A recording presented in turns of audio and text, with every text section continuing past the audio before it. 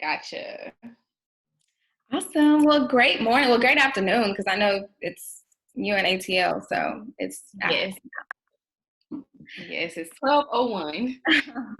Thank you so much for agreeing to share your light with us today. I greatly, greatly appreciate it.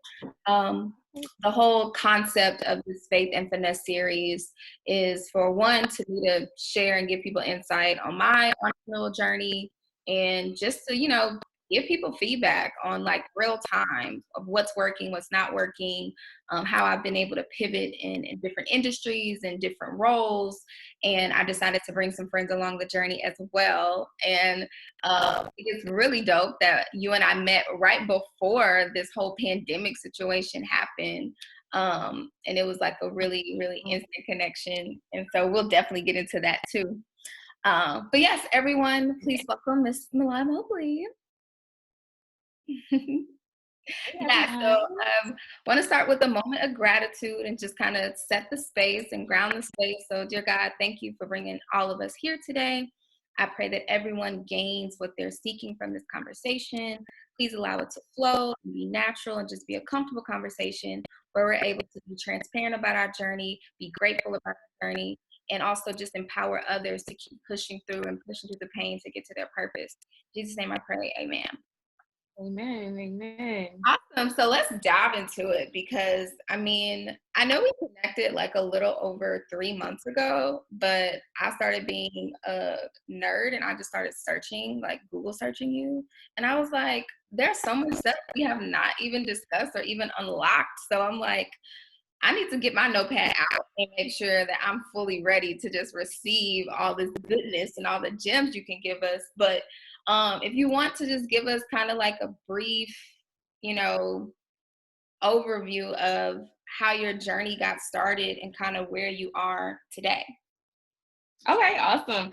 So I always tell people entrepreneurship kind of was one of those things for me that was an accident. It wasn't like something I had always sort of planned for. Oh, pause 1 second. Your audio went out. See myself being in business. Like that, can you hear me? I saw it froze. You know. Okay, cool. So yeah, I was like, I don't foresee myself in a business, but my parents were so adamant on that. So I went to college.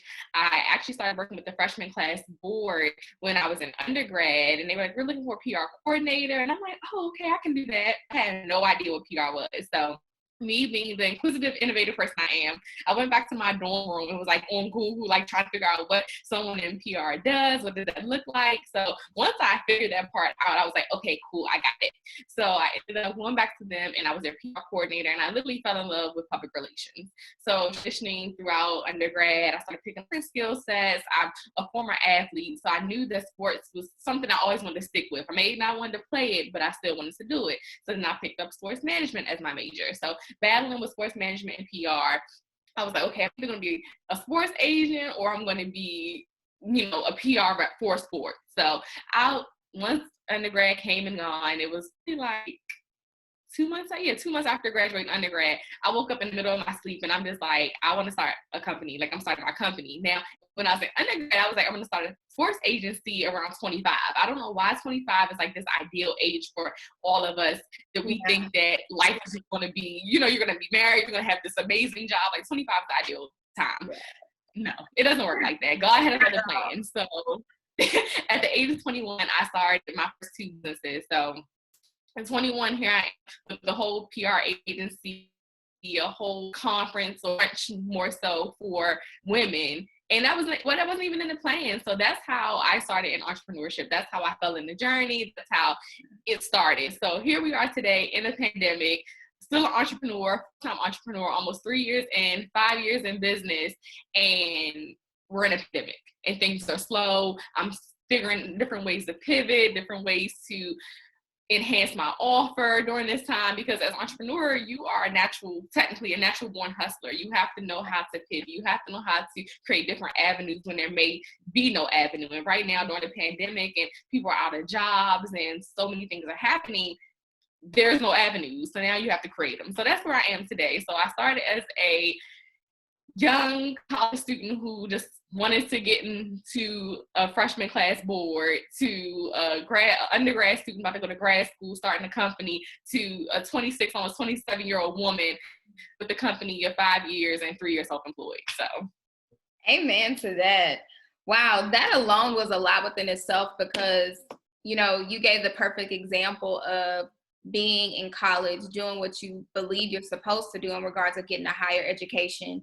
And then, even at the young age of middle school, high school, they're like, oh, what do you want to be when you grow up? And it's like, do you really know at that age, what do you want to be when you grow up? At that point, you're still trying to figure out what you're passionate about.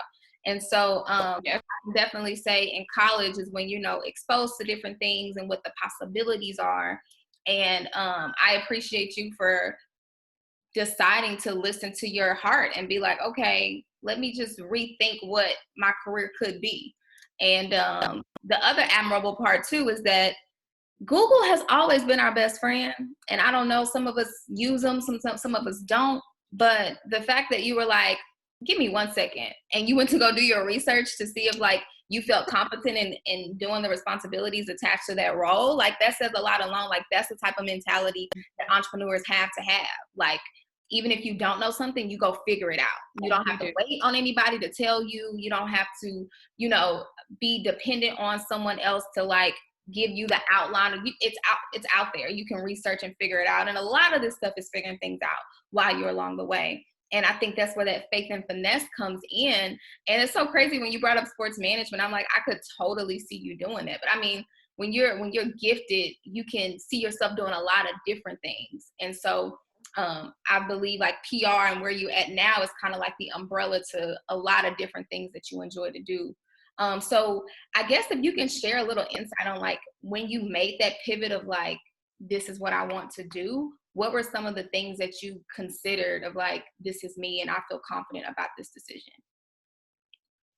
So I knew that's what I wanted to do at 18 because how fulfilling it felt. I knew for years playing sports how fulfilling that was. I felt always whole. I was always happy playing sports, but to still feeling again in a whole different space. Hey, I have a different way now. Like I'm a young adult, gonna be starting a career right after this, and then know that was feeling like I had that thought, that feeling of anything else I had considered previously. Like I thought I wanted to be a psychiatrist. I thought I was going to be a lawyer.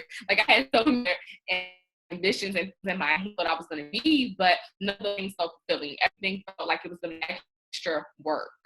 It felt like it was going to be a drag. So in that, when it came down to when I wanted to do, it was more of the fulfillingness that I felt. I felt so full at 18, and then I kept feeling that through 18, through 19, 20, through 21. But like you said, when you're great at so many things, it's very, you can see yourself in different avenues. So to identify what I really like to do, and I really didn't identify it until a couple of months ago. Like I realized, like my thing is impacting and helping people build in their businesses and their brands. I can do that whether it's in sports, I can do that with PR, whether it's through business coaching, but that's my overall thing. Yes. And it's good to find what that reoccurring theme is. I always say when you're trying to figure out what your purpose is, what your true passion is, look back on some of like your major successes in the past or the moments where you felt most happy and most fulfilled and try to identify what that theme is. And I believe I always had a passion for just making people happy, which is really general. Like when I did the school news, I was in broadcast journalism. I would tell jokes of the day. I would just love to be an inspiration and make people smile. Like people used to get mad at me. They're like, "You're always happy." Like, why? I'm like, my happiness is making you feel away. Okay. Well, even like, this is like age 12, 13. And so, but it wasn't until I was in college, which I know from a financial perspective, it may not make sense for everyone, but if the funds are available, the scholarships are available, I say college is like 80% experience, 20% academic. Like it stretches you and it's like your little ecosystem. Like everything is right there and you're able to explore and tap into so many different things, as well as, become better with your time management, managing relationships. There's so many layers. It's like, it's literally like your own little world where you're able to really pivot, finesse, but you have resources, you have structure, you have help, you have built-in community. And so it's an ideal place to really grow and challenge yourself. And I can say in college, that's when I identified that I have a passion for developing people. I've always been like, whenever people ask me to be a leader, I always felt I needed to, just take on that role and show up for them. And so I just got so much fulfillment out of that. And I became president of my business fraternity, Alpha Kappa Psi. Okay. And through that, I had to manage like 30 people. People had different majors, different backgrounds. We had to raise money. We had to do all these things. This is my senior year of college. I'm supposed to be like on my way out, trying to do other stuff. But here I am trying to rebuild a chapter. And just through that whole process, I was like, wow, like I really feel good doing this. And so, of course, from there, I couldn't get a job and had to, boom, go figure out life and design my own career. And so just the whole concept of pivoting, I think it's impossible to pivot without having faith. Like you literally have to believe in yourself and really like surrender, because I'm sure you've had a moment where it was like, I literally just don't know what to do. Like, what was that moment where you felt like, okay, my faith is pretty low right now and I'm just gonna have to make this decision and see what happens? Like, what was one of those times you can share with us? I've had 2 times. One is now, and one was literally like while transitioning into entrepreneurship. So I'll talk about that one briefly, really quickly. I was working at the government for 7 years before even becoming a full-time entrepreneur. I had started my company while working at the government. That was a 2-year time frame while in there. So for that 6th to 7th year, I had my company that had started. So when it was time to transition out, I wasn't going to say it was like a low point, but I started changing unconsciously. Like I wasn't, and I just talked about this today on Instagram, I wasn't getting my nails done. I wasn't getting my hair done. Like it just happened. I don't know why I gave it up. Something just came over me and was like, that's not important. Like you don't need to focus on those things right now. And literally that was January. In August, I was put with a dilemma. Like I was graduating from grad school and I was transferring back full time. But at this time, Trump was in office by this point and they had put a hiring freeze on. So it was very hard for me to convert back over into a full-time position. So they basically were like, well, you can stay part-time. But, in my mind, like I've been here 7 years. I have a master's degree and you're telling me that I have to stay on part-time. That's not going to work for me. And of course, you are balancing those emotions of already having a degree. I think once we get those degrees, we're like, okay, I have this degree. I'm supposed to be doing this in my field. I'm supposed to be, you have this notion already set. So they were like, oh no, you can go part-time or you can resign and apply through a contractor. And I'm just like, what? Why would I do that? So, of course, like I kind of felt like, God, what are you doing? Like, why is this happening right now? Like it's not a great feeling to know that you're put in between either staying as a federal employee or going as a contractor, part-time federal or contractor. Now there's nothing wrong with contractors because honestly, some of them make more than federal employees. But for me, my mindset wasn't there. So I literally fell in between staying, becoming a contractor and leaving. And I decided to leave. So now here I am, relying on my company, and I had already seen the income. I was making way more in my company than I was at the government anyway, but still growing up, you're always told, you get that good government job, get those benefits, you stay there, so it's time to retire. So I'm in the midst of being told what should have been done, and now I'm doing what God is telling me to do. So, I was like kind of in between, like believing and like trying to still lean towards what was told. So I had to lean on him. So that was like that one time. Now we're in this time. Right. Oh my God. All being forced to pivot right now. Where I'm like, I had a whole breakdown the other day and I was like, God, I trust you, but I need you to show me something because right now it's real hard to really see what this end goal is because people are having a hard time being transparent in this conversation with entrepreneurs. Things are hard right now for entrepreneurs. A lot of entrepreneurs like myself and you and I, we rely on people to pay us. And when you're relying on other people to pay for your services,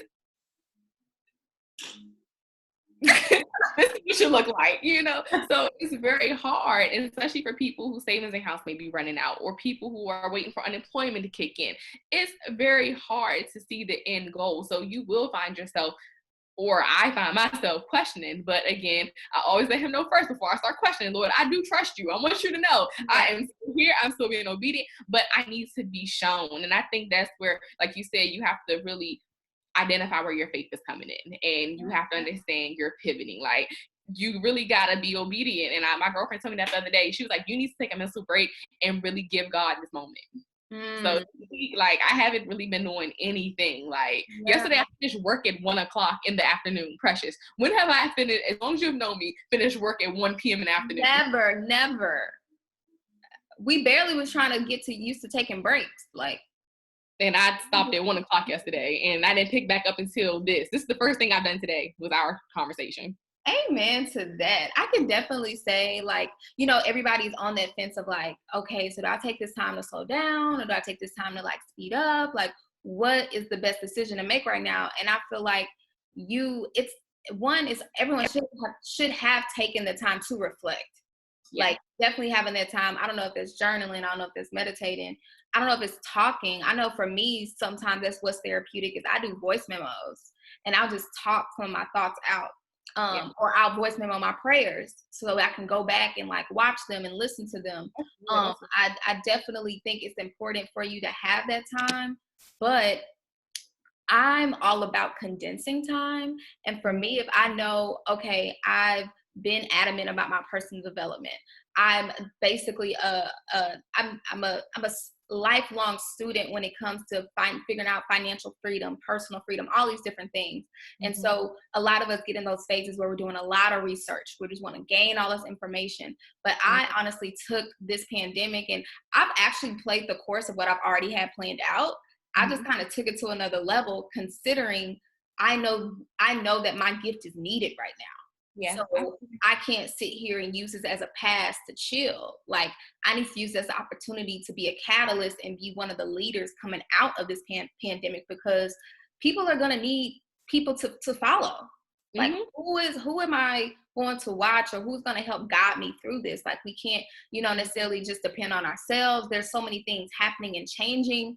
At one time, like, even how like Zoom has been able to, like, they've had to shift and make their product better in the matter of weeks or days, and having to like meet the demand. And so me just being like forward thinking, I'm like, people are now motivated more than ever to really identify what's my purpose, what am I passionate about? Like, you're basically forced to consider like, what is important to me, as well as how can I end up making more money? Because we all need different streams of income. And I think what I love most about you is that although you are a publicist and you dominate this PR space, you're most definitely a businesswoman and a boss. And it's like, all this stuff got to be connected and creating streams of income. So I think, just for the both of us, with having that branding, marketing knowledge, but at the end of the day, we're trying to secure the bag. And it needs to be a sustainable one. And, the only way you can build sustainable income is if it's built with a solid foundation, is built off of truth, is built off of something that that can be long lasting. The whole like get rich quick and like, oh, let me just do this little project. It's like, we either going big or we not doing it at all.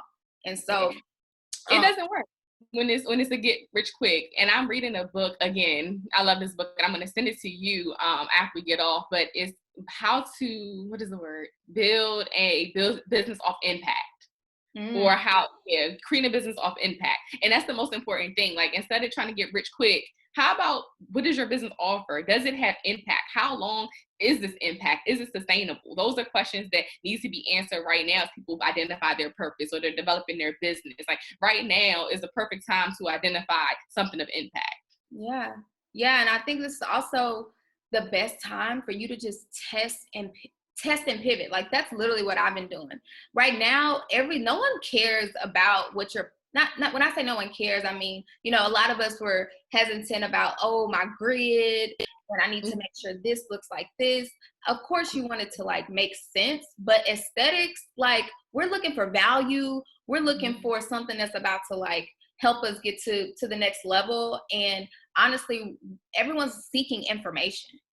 Absolutely. You know, they're like, how can I manage my household better? How can I manage my finances better? Who can I help? What resources? You know, I think we have definitely came together during this time, which I like. I'm absolutely stunned by the way we have been really reaching out and helping each other. You know, everybody, this law of reciprocity of just giving, like that energy alone, I'm like, I'm so confident about how victorious this year is going to be. Although there's all these other things going on, and prayers to those that are being affected from a medical standpoint. But if you're healthy, alive, and well, you should be working, constantly working, trying to figure out and be a part of the process. So can you share one of the times where you had a faith and finesse moment where you finessed the situation and you knew you had to finesse the situation and it actually panned out the way you planned it out in your head? Like, what's up? When I had to finesse a situation, well, you caused me to dig in the archives. I'm a publicist, Precious. I have had to finesse a lot. Right. If I had to finesse a situation. Okay, my entrepreneur's brunch. I'll talk about that. I won't even talk about from being on the PR side. Finessing the situation. So one of my venues had like fell through, like completely fell through. And the other venue was, when I say way more than that, when I mean like a couple of thousand more than the venue we had. But I was able to finesse and just, tell them like, I'm really trying to impact women. I had support in the gift of gab at that point. I'm like, I'm trying to impact women. We need a space. And, you're going to have a daughter one day. And it was a guy I was talking to. You're probably going to have a daughter or son one day that's going to really be needed. And he was like, yeah, I understand. Okay, I can't offer it as low as that, but we can do this middle price. And the middle price is actually perfect. He actually went lower than I thought that he was going to go. Like, I thought he was going to, kind of stay in that road, but he went way lower than I thought. So in that moment, that was like a true finesse moment. And I was just like, God, like, you came through, because I gave it to him. I said, Lord, we're not gonna have no venue, we're not gonna have no space. At this point in time, all I have left is this man, and I'm just gonna use what you done gave me, which is a gift of gab, and talk this man down. And he came through. So we had our venue, and I think that was like year 2 of the brunch that happened. So I was still fresh with it. So it wasn't like I was seeing a lot of revenue.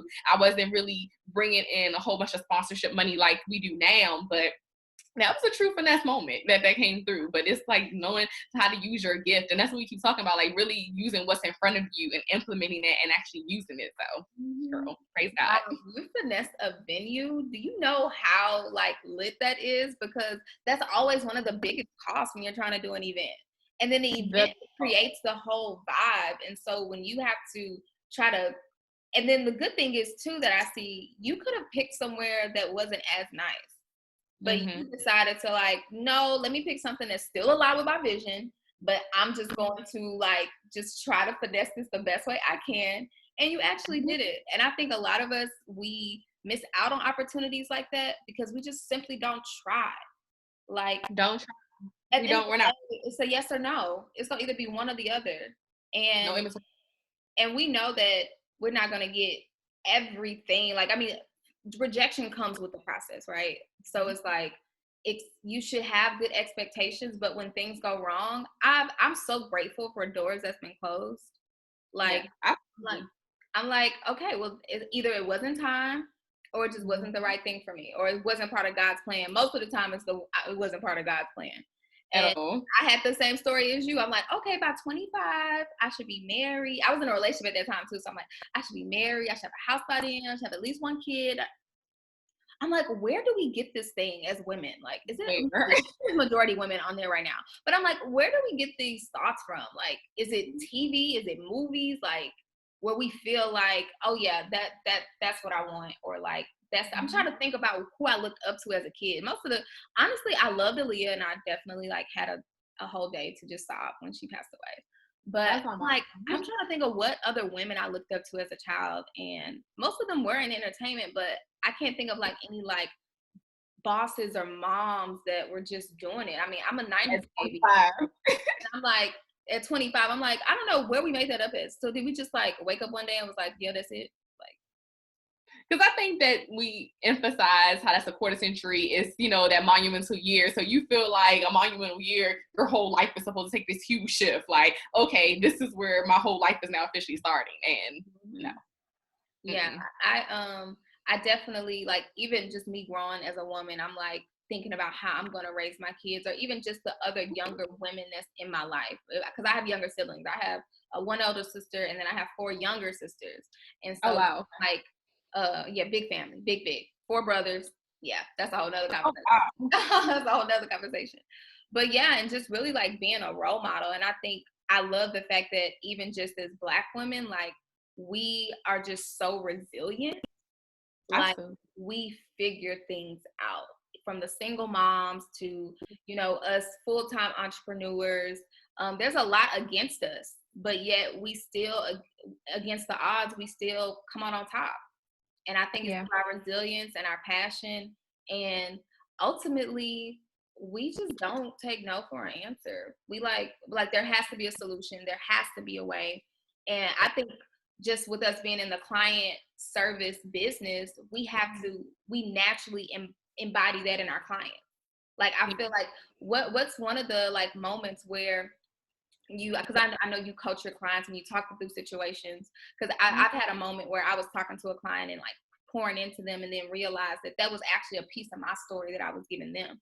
So have you ever had that exchange where your client was looking up to you and you were giving them all this game, and then you were like, whoa, like, I've grown, like, dang, that was me, you know what I'm saying? Like, All the time. And that comes not even in PR, it comes in my business coaching with my business coaching clients. And you have people that don't know how to respond to emails or how to handle situations, and just anything. Like, they're just starting business so abruptly and they have no guidance. So I always go back to my story. Like, when I started, I literally started trying to Google stuff. I was like everywhere. And I always tell people I didn't have a business plan fully thought out. I didn't have a marketing plan. I didn't have everything that I know now to teach people and guide them through to make their company stronger. I had to learn over the years, and I should have done that at point A. I should have never did that down the line at Z. That was the A step. I should have never had a business name. I should have never had all of these things done unless I had the foundation of this. So I always pour into them sharing that story, and they always ask like, oh, well, do you think that you could be further along? Absolutely. Because I spend so much time playing catch up, and that's what I always try to prevent my clients from doing, is having to play catch up later. That's why I'm your business coach. That's what makes me different from every other business coach. I'm preventing you from playing catch up at a moment when you can be making millions. Right. Yeah. Prevention. I think it's definitely better to take the initiative of, when you're not an expert in a situation, to get that help, because it's so much better to ask for help before than after the fact. Because now, even from a coaching perspective, there's mess to clean up and you don't know how to clean the mess. So now it's going into like, okay, so now this is a service, because now I got to help you clean up what you could have prevented. And so I know sometimes people allow, finances to be a barrier to that, but I'm very adamant about, we have to have money dates with each other.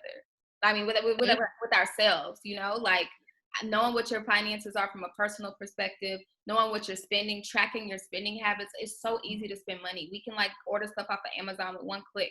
Like, we can shop on Instagram now. Like, money is invisible. And so when we spend it, if we look back, it's like, you just spent $150 on, gas, or even like random apps, or like just all these little things. Right. Oh my God. Subscriptions. Like, I totaled up. Let me not get into that, because I got a list of business subscriptions and a list of personal subscriptions. And I'm like, okay, where can I cut costs? Am I really using this? Like, and you have to cut costs, especially as a business owner. You have to make those sacrifices. Like, sometimes you got to get rid of stuff. Like, and that's how you grow. And I think that us as a community, we don't talk about that enough, how sometimes you got to cut things back in order to enhance your finances. We think that, okay, I'm making money, but we don't pay attention to how much money we're actually putting out in other areas that we can literally prevent. Like, we don't, girl, one of my close friends has Disney Plus. We share Disney Plus. I have Hulu free through Sprint. Anybody that's close to me that needs the Hulu account, here's my password, log into mine. Like, right. We don't practice sharing the wealth enough. And that's why us as a community and, you know, a race, we fail sometimes, because other races, they don't have problems with sharing and doing certain things and putting on. Everybody in our community, we feel like, okay, I got to have this individually because they got Netflix, so I'm going to get Netflix. No, hey, can I use that password? We're cool, we're friends. Because I don't want to pay for it. Like, or maybe we can split the cost. We don't think on how to extend our finances and be better in those areas. We just try to hold it down, and that's not the case. Yeah, and even with my family, I've started just being a little bit more transparent because, you know, with I have 9 siblings, and you know, we're all raised in different households. But now that we're older, we're adults. You know, now everyone's adulting now, so it's like we kind of have some of the same similar issues or things that we're coming through. Where I'm like, oh yeah, I've been there, done that. Let me help you out. And so I think it's important for us to be vocal about finances, because we can't rely on the education system to teach our kids or teach our family, brothers, sisters. It has to start in the household. And I'm so big about it starting in the household. And if we have family that's connected to us, and we are, you know, privy to certain information, we need to share it. And so just like you said, like, I'm so glad they started, even from a marketing perspective. Just think about that from a marketing perspective, how companies have started pushing family sharing. You think we would have thought about that had they didn't put it in our face and put that language in front of us? And so from the youth perspective, we have to put that message out there for them to even know, like, that's a thing. And so I now started doing that with my friends as well, like really outlining and figuring out, okay, where am I spending my money? And most of the times you can see it's not until you be real with yourself and have the reality check of like, okay, I'm tripping, or okay, I need to pull back. That's when you can assess and be like, you know what, I can book 30 minutes to talk to Milan and just see how she can push me forward. Or I can, you know, book a session with Precious and see how I can make my game plan. Because what I think a lot of times, which it's been 50-50. I've had people that say, I value you and I want to pay you your full rate. Then you have other people say, oh yeah, they just cost too much. I don't really entertain the people that say, oh, this costs too much, because I know what my value is. I've been doing this, you know what I'm saying? I've been doing this. Clearly you see value to reach out. But I think, you know, when people see a price, they need to understand that when you're booking or paying someone for consulting or strategy, they are telling you the how. You can know the what, you can know the why, you can know all of that, but you are not going to make any progress until you know the how. And the best part of booking a one-on-one session is that this how is customized for you.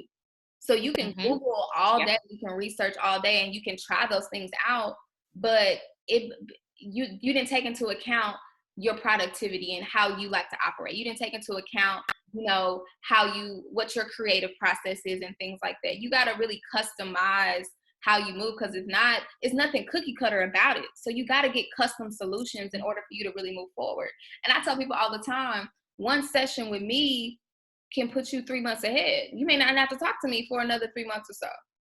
But I think, you know, people see it as like a reoccurring expense, which it can be depending on what level of business you're at. But I think you too, I'm going to be honest with you and tell you, even if you come to me saying you want to do this, I'm going to give you the reality of where you really are. Had you had that moment where you had a client reach out to you and would like, that's this big thing, and you're like, okay, based on what I just heard you say, you haven't even done 10 steps. So and that's why when I started my PR agency, like, I focused on PR solely, you know, in the beginning. But then as I became an expert in branding, an expert in marketing and social media and things like that, then I felt comfortable. Of course, I had no services in, but people come all the time like, oh yeah, I'm ready for a publicist. So then we go down the grid. I'm like, okay, so tell me about your marketing. How have you been marketing yourself so far? And like, oh, I don't really have any marketing in place. Okay, branding. Talk about your brand. Like, what's your message? Like, how does your brand identify? Think, oh, I really don't know what that means. Okay, so let's not focus on PR anymore. Let's go back to square one. So what sounds like to me, you need to focus on my brand development package, and what that consists of X, Y, and Z. Like, I'm gonna tell you, because I'm not here necessarily, you know, like, of course, yes, everybody wants to get paid. Like, let's not sit there and say that. I don't want to ever hear nobody say, well, I'm not here to get paid. Yes, you are. Yeah. But that's not my sole purpose. Like, when I started a business, when I became a business owner, when I decided I wanted to impact and serve people, it wasn't based off me getting paid. It was based off me wanting to see other people do just as good, and if not better, than I am myself. Right. That's why I started my business. So I'm not going to sit there and say, oh yeah, you know, come on over and I can do we're going to do PR for you and you're not even there yet. No, I'm going to be completely honest, because I want you to have the best experience. I want you to have a winning business. I want you to have a profitable business, but that does not look like PR right now. Right. So yeah, you have to have those conversations. And I think that's where you can separate people who are really entrepreneurs and business owners and people who are just in it for the funds and the clout and the look good. Lord. Yeah, because I mean, I used to offer a lot of creative services, but I knew that my value more was in the consulting and the coaching. But there'll be people that'll say, "Oh, Precious, can you help me with my website? I'm ready to do my website." I'm like, "Okay, great. Where's your messaging? Where's your bio? Do you have a logo? Okay, what pictures? Oh, I was just gonna do I got some pictures I can pull together." No, this needs to be a shoot for your website. Do you have that schedule? And then what they also forget is that they try to force the web designer to build their brand. I'm like, he's not writing your content. You have to tell him what your color palette is. You have to provide him the content to even try to. So I always advise anybody that reaches out about a website, I'm like, where's your content first? You don't need to be paying a deposit on the website. And I absolutely hate, if any of y'all are web designers or if any web designers are watching this, do not take deposits if the client is not ready.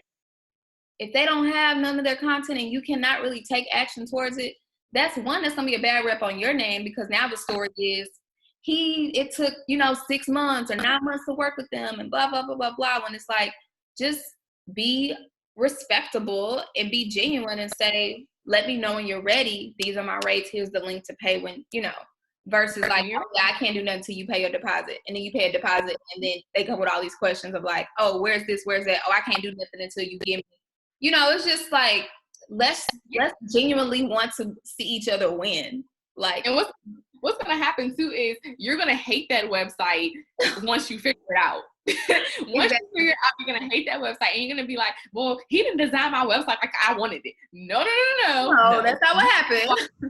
That's not what happened. You didn't have an idea of your brand. You didn't know who you were. You didn't know who your brand was. So when you gave that to them, he did exactly what you thought it was then. Now that you got your brand figured it out, now that you got a business coach or a branding coach like Precious and I, we done put it in full circle. Now you're like, oh my God, this website does not captivate. It is not ideal. It does not say what I wanted to say. Now you're back to square one, investing thousands of more dollars. People just don't get it. And I honestly, my advice is always like, if you have the time, because at the end of the day, when you start a business, you have to invest time and money. And based on who you are, you may have less time, more money, more time, but you have to make the decision to choose which one. And so I always say, like, you want to know every part of your business. Like you built your website, in a day? Like, you built your whole business, like, in a matter of hours. Like, because the resources are out there and available. Like, how did you even force yourself or put yourself in a mindset of like, I'm about to like build my website. I'm just going to figure it out. Like, how does that even work? One, actually I didn't even have the time. I had more of the money then, because again, I was funding my business through my paycheck from the government. So I had more of the money versus time, because I still had to work a 9 to 5. But that's when that whole story that I tell everybody, me sleeping only 6 hours in 5 days. Like, I did not sleep. I stayed up. I figured it out. I was reviewing different people's websites just to see what a website even consisted of. Because, I mean, at that age, only websites that I knew had clothing and shoes. Right. I didn't know anything past that. So then I had to go look at websites like Oprah's website. Like, I was thinking of entrepreneurs and business people that are prominent in the industry. And of course, their websites are kind of more fan pages now. But I was just kind of trying to see the consistency. Like, okay, so they have a contact page. They have an about section. So, mentally, I was just internalizing the consistencies of websites. So then I was like, okay, I'm just going to use my colors. I'm going to kind of go off. And this is where I think my biggest mistake was when I did my website. I was playing so much off of being a publicist, media, and news that when I first developed my website, I had like a newspaper layout on my website. But ideally, as a publicist, my job is to get people in the media. So I thought that made sense, but it wasn't my messaging. It wasn't my audience. Like, I was missing that piece. I had the components of what should be on the website, but the actual visual part, I didn't. So that's how I developed the website the first time. Now, the times after that, and I started improving, is because I understood my audience. I understood my brand. I understood what I wanted people to receive when they came. So in that first stage, it was just all about Google, trying to click here, find this, find that. But girl, it was running off no sleep. No, I feel you. And, of course, like if you have the funds and you want to hire a web designer, I think that's important. But I just think it's important for you to do the work. I feel like messaging is just as important as the visual creative assets of your brand. Because that's the driving force, that's the soul of your brand. And so if you don't know what your value proposition is, the purpose, why you're even doing it, and your audience, like you brought up audience, your audience is so important. And I know for me as an entrepreneur, I kind of started in the fashion entertainment space, got into the real estate tech space. Now I'm in social justice as well, food, hospitality. I've hit a lot of different industries, and I had to figure out, I'm like, okay, I don't want my website to look like a fashion blog, because what if I'm trying to work with somebody that's, in corporate or in the tech space, or I don't, so I'm like, okay, I can't necessarily target it by industry. I need to figure out what is the same pain point or service that all these people are seeking from me. And most of it was brand strategy. So I'm like, okay, I'm a consultant. I'm a professional. That's how my website needs to look. And so it's not until you go through those different questions and you're figuring out like, okay, this is where I need to go. And so I always say that's probably like the biggest transformation that I had was going from having a struggling brand identity to now I'm helping entrepreneurs around the world build their brand with legacy in mind. And when I really, because I went through different names and, what I want my name to be and all these different things, but PAG is the Precious Azure Group, which is my big company my big vision that I'm going to have all these other awesome things going on underneath. But right now, brand is wealth is my tagline, as well as the movement, where I really want to build a community of multi-passionate entrepreneurs that's making their legacy a priority, that want to be productive and want to get things done, and really want to like kind of put their stamp. Like, are we going to know you were here once you're gone? Absolutely, yeah. Creating a legacy, that's important. It's so important. And I also feel like you are literally like an all 3-in-1. Like you got the PR side, you got the marketing, social media, you got the business. Like literally, like you're like a 3-in-1 combo deal. Like I guess I just want to say like you're amazing. I think that was my whole point of like making that connection, because people don't have to reach out to all these different people, because you now have that experience and expertise in all those areas, so you're able to help them make cohesive decisions. Yeah. Because these are, it's a vulnerable moment to say I want to build a business around my passion. And so the whole concept of like trusting people and pulling them in to like your dreams, like I hold that stuff dear to my heart. So when people trust me and let me in, I don't play with that. Yeah, it's special. It takes, like you said, a vulnerable level. And when people reach that, and that's why I hate when we hear horror stories about people taking their money, and it just grinds my gears, because I know how sensitive I am about my ish. Like, period. At the end of the day, I know how sensitive I am about it, and how I feel when I have to share it. Like I'm always nervous. I got to make sure like the person's, head is in the right space. Like you just don't feel comfortable. So when people are vulnerable to bring us in as publicists, as branding coaches, marketing experts, whomever, you have to be compassionate. You have to be sincere and understand that this probably took a lot for this person to jump off the edge to even want to talk to you about it. It's the human element, right? Like we are all humans and we all have these different emotions, and I definitely know how to separate business and personal, but I'm not going to dismiss the fact that this is your baby. Like, and then also it's time too. I don't want to waste my time. I don't want to waste your time.